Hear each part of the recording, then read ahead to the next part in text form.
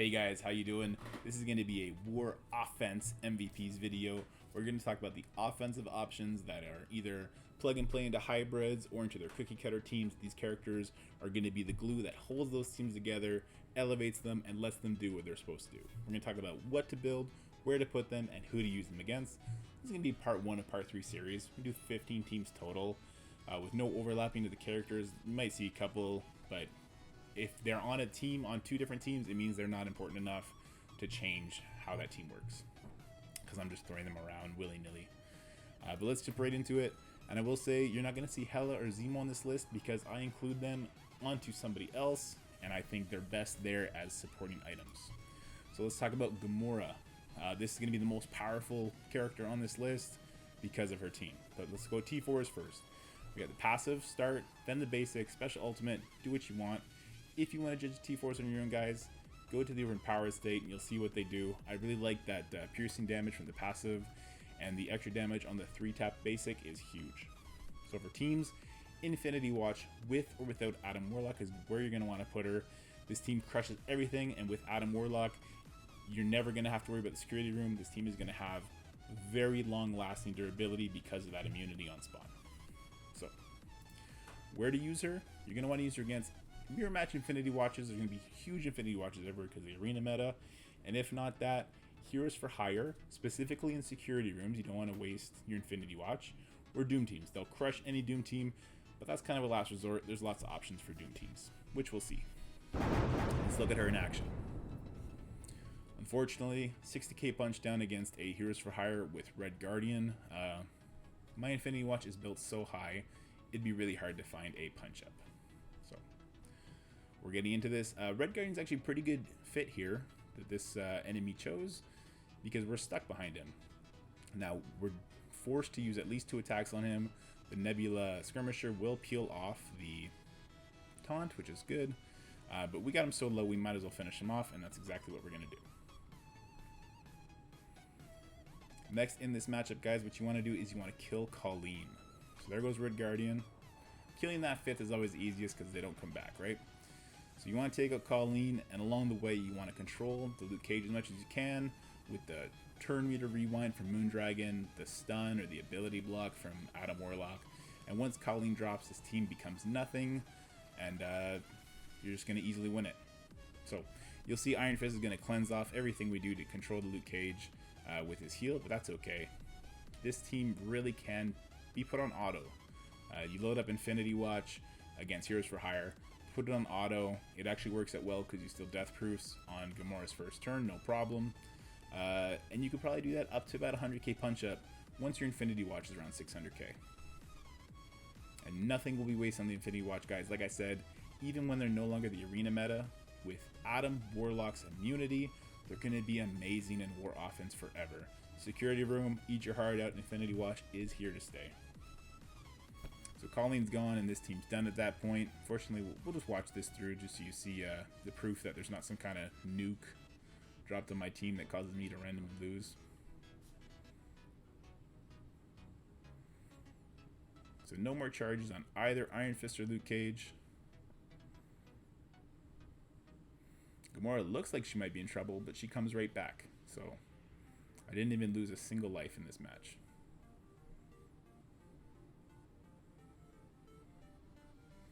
And finally, Misty.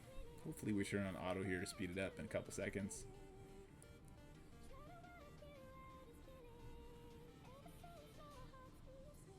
There you go. Last charge gone from Misty, and here she falls. So guys, Infinity Watch, obviously no brainer. Gamora is absolutely the glue that makes this team work. All the supporting characters have very important roles, but Gamora's damage will carry you through. Next, let's talk about one of the most overpowered characters in the game, Kestrel. Who is Kestrel? I don't know, but you're going to want her passive, her ultimate, and her special done. This is just for war, guys. For raids and everything, you're going to want the basic done too. But for minimal investment, basic you can do last. For teams, right now, hybrids is the way to go. When the Secret Avengers are released, whether you're going to buy them or farm them, or you wait till you can farm their stars, she's going to have a really good home there. And why I would put her there instead of with hybrids is when they increase the room size, it's going to be better to have a team for her. Now, who to use her against? Doom teams, or Heroes for Hire. Now, Heroes for Hire is always a gamble. If you don't get the one shot on the ults, or if you get blown up at higher levels with Heroes for Hire, it gets really dicey, so it's a little sketchy. But for Doom teams, she's awesome. Let's see her in action. So it's a very rare team. So you see, I do have some Secret Avengers with Falcon and with Nick Fury. I threw in Ultron for fun there, and Invisible Woman. If things go really bad, I'm gonna have a barrier. We'll survive that Doom ult and should be just fine. Now, if I'm correct, this was a slight punch down, but you see the power of Kestrel is it doesn't matter about the blinds, it doesn't matter about ability block. The only thing that really bothers her is stun. She's gonna shrug it off, heal from hit, and then she's gonna obliterate whoever's in front of her. Captain Sam does his thing too, which is always fun. So in that Secret Avengers team, you're gonna have good allies around you. And you see her just pinging away here, and that's why we want to do the passive first, guys. It's so powerful. Nick Fury spreading all his buffs with that special, really great. I mean, Ultron's going to do Ultron stuff, but had we had, I don't know, Sharon Carter or a big Maria Hill, this would have been just as good. And look at the kind of damage Kestrel can do here. Let's see. 511,000 damage. Doom has a ridiculous amount of life, but just that absurd damage is really impressive. Doom falls there, and this is why Kestrel's so great. Hasta la vista. Have a good night. So that's Kestrel. What else do we got? We got Doom. We just beat a Doom, but Doom is still an amazing offensive character. I don't use him on defensive just because there's so many characters with a turn 1 ability block that really rips through Doom teams. So as far as T4s go, guys, the basic special ultimate, I'd put the same priority on all of them. The passive, I'd do second. But in reality, do all 4. You're really going to want them for war. For teams, guys, I love them with Falcon. OG Falcon. Power Armor's garbage, but OG Falcon is the truth. And who do you want to use them against? Other Doom teams. Now OG Falcon, you're going to make your Doom go. Let's see that in action. So this is a pretty big punch down. But the thing about Doom versus Doom teams, the supporting cast is cool and everything, but it's really just about whose Doom gets to ult first. So in this matchup, we get speed from Black Widow. Punisher does whatever, but here's the OG Falcon coming in hot. Had there been, had this team been boosted, I would have got even more speed. Absolutely ridiculous. So look at my Doom. He's already 75% of the way to his next turn, and their Doom hasn't taken a single turn yet. And that's why I love him with Falcon. The rest of the class, or team rather, is fine. If you have Skeletor built, maybe you don't want to use this. Throw in Drax. Build up your Drax. All you need him to do is soak up the first couple hits so Doom doesn't get ability blocked. So here comes Falcon. He's also going to do a bunch of damage, which is nice. And here comes my Doom. Gets to use his ult. The enemy Doom's not even at 50% life, so even if he survives this ult, which he will in this case, because Juggernaut resists both of the buff flips, your teammate then gets 3 turns. And that's why when your Doom gets to ult first, you really, really are an advantage to win here. And of course, Falcon's so great that my rest of my team actually gets to go and we take him out before he gets to use his ability, which is cool. So, let's look now at Black Order. Yes, not Thanos alone. You have to use him in Black Order. And what T4s do you want? All of them. Very heavy investment, but they're going to have a lot of staying power in the war offense meta as well, so it won't be wasted. Who to use them against? Symbiotes or the Inhuman Coulson team. And let's look at a 100k punch up in security. They're boosted. It's an engineering 100k punch up. What can go wrong? So let's go ahead and get in there. And you're going to start seeing the symbiotes on defense a lot more soon. They just lack on offense against all the meta defensive teams. And you're going to have them built up from the Doom Raid. So you got to put them somewhere. Might as well be war defense. And the idea here, guys, is you really want to take out the anti-venom, stop all the buffs, stop all the resin, just stop everything. And if not anti-venom, you want to take out Scream. You don't want to let her passive go off and put speed up on people. Say if you killed Venom or Carnage, she'd give speed up to everybody else. Anti-venom would pick them up faster. So either Scream or anti-venom, prioritizing anti-venom.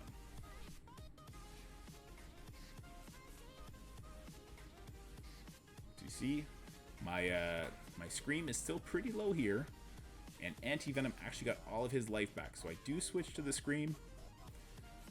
Go ahead and make Anti-Venom taunt. But here's the thing. I control the Anti-Venom with that turn meter rewind and the slow from Proxima Midnight. And now we're in a really good spot. We're going to go ahead and rewind everybody. Put a vulnerable up there. We thought we would kill the Scream with that. But I believe my Thanos is a healer on this by mistake, which is fine. She goes down.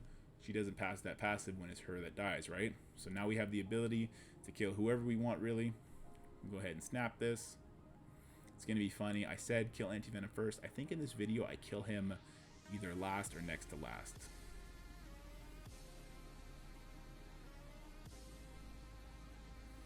So there you go. Venom's gone. There you go. We drop that dodge on Anti-Venom. Go ahead and beat him up. Keep beating him up. He's gone. He didn't get to do anything because we controlled him really well and because we killed Scream before anybody else. Do not spread slow. It'll make him go faster. He'll get the reses off and it gets annoying.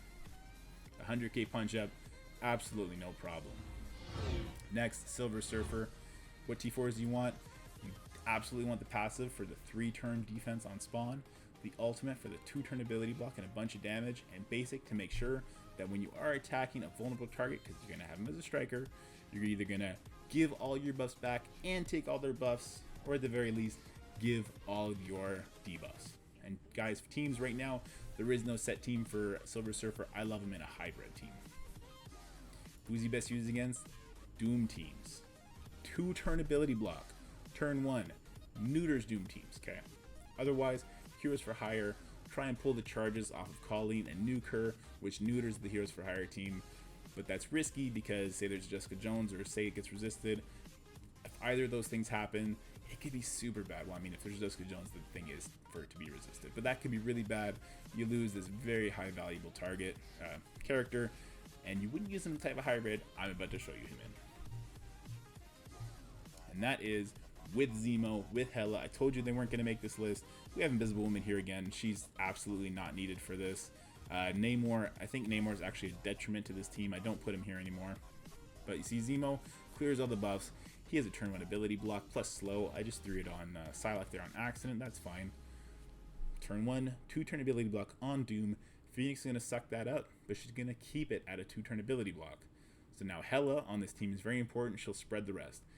This is why Namor was dangerous. Had he killed Phoenix there, I would have been screwed.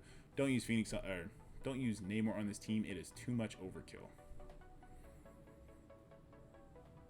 So now our only thing here is we need to kill the Doom before he ults. But he's got 2-turn ability block, so we could take our time on it. I don't care that Colossus is taunting a bunch now and he's healing and he's resisting everything. I have so much time to deal with him. Namor comes in, he does use his ult here, very helpful, sure, whatever. The Greg on this team is very important, slowing everybody down. Hela doesn't always have to attack the target she's looking at, which is cool. That second hit from the basic. Doom still has 2 turns of ability block. There you go, we get to go ahead and beat him up now. Big damage. This is why Silver Surfer is the glue of this team. Did you see that damage on a Doom? You saw how much health he had in the Kestrel part of this video? That's insane. Absolutely obliterates Doom. Nothing left now but to kill this Phoenix. She used her ult. We survived it, no problem. And there you go. Dunzo. So guys, that is the first 5 War Offense MVPs that I consider to be the cream of the crop. Let me know what you think. We're going to have another 5. It's going to be more cookie cutter teams, which is always what Scopely wants people to be building anyway. But if you like this video, please like and subscribe, and I'll see you next time. Ciao for now.